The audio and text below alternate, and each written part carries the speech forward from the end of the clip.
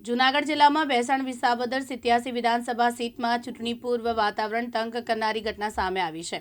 વિસાવદરના કોંગ્રેસ પ્રમુખ કરસનભાઈ વડોદરિયાએ હયાત પાર્ટી હોદ્દેદારો અને મતદારોના મતદાર યાદીમાંથી નામ કમી થવાની ફરિયાદ કરતા ફોજદારી ગુનો દાખલ કરવાની ચીમકી આપી છે।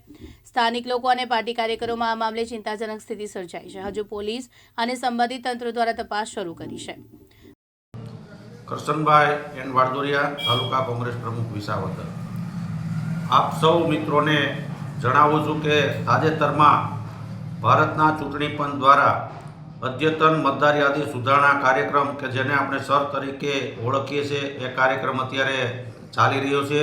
ત્યારે અમારા ધ્યાનમાં એવું આવ્યું છે કે કોંગ્રેસ પક્ષ સાથે જોડાયેલા કાર્યકર્તાઓ, આગેવાનો અને મતદારોના નામો કમી કરવા માટે કોઈને કોઈ દ્વારા, સત્તાધારી પક્ષ દ્વારા કે અન્ય પક્ષો દ્વારા ખોટા 7 નંબરના ફોર્મ ભરી અને આ મતદારોના નામો કમી થાય એ માટેની પ્રક્રિયા ચાલુ છે।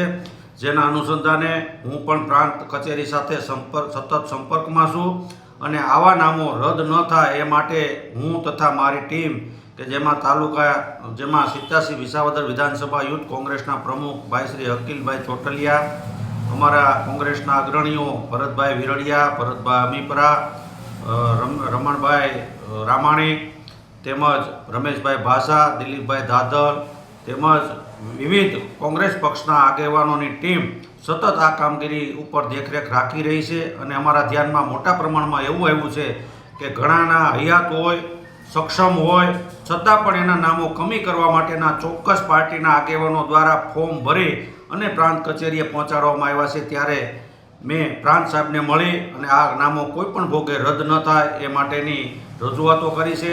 સાહેબે પણ મને ખાતરી આપી છે કે એક પણ નામ રદ નહીં થવા દઈએ। આમ છતાં પણ હું દરેક કોંગ્રેસ પક્ષના કાર્યકર્તાઓ, આગેવાનોને વિનંતી કરું છું કે 2 દિવસની વાર છે, હજુ 2 દિવસની મુદત છે। આ મુદત દરમિયાન તમે તમારા બૂથ ઉપર જઈ તમારું નામ, તમારા કોઈ અંગત માણસોના નામો કાઢવા માટેની કાર્યવાહી કોઈ બીજા લોકો દ્વારા તો થઈ નથી ને, એ ચકાસી લેજો અને તમને શંકા લાગે ત્યાં મારો તથા મારી ટીમનો સંપર્ક કરજો।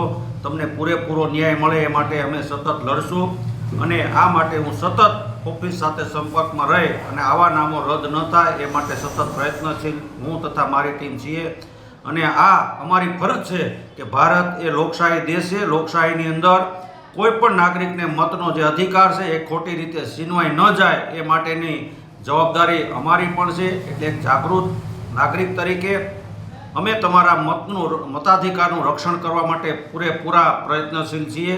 તમે પણ અમને ધ્યાન દોરજો અને હું એક વિનંતી કરું છું કે આવા જે 7 નંબરના ફોર્મ જે નામો છે હાજરમાં એને કમી કરવા માટેના જે લોકોએ ભર્યા છે, જે પાર્ટીના આગેવાનોએ ભર્યા છે, એને હું સ્પષ્ટ શબ્દોમાં ચેતવણી આપું છું કે તમે મહેરબાની કરી અને 2 દિવસની અંદર આ તમે જે ગેરકાનૂની ગેરકૃત્ય કર્યું છે મતાધિકાર છીનવવાનું, એ ફોર્મ જે તમે ભર્યા છે તમારી સહીથી પરત ખેંચી લેજો।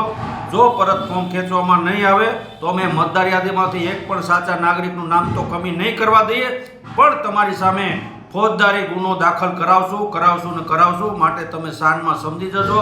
મહેરબાની કરીને તમે તમારા જે ગેરકૃત્યો કર્યા છે નામ કમી કરાવવાના એ ફોર્મ પરત ખેંચી લેજો, નહીંતર અમે પૂરી તાકાતથી લડશું। અમે લોકોના મતાધિકાર છીનવવા નહીં દઈએ।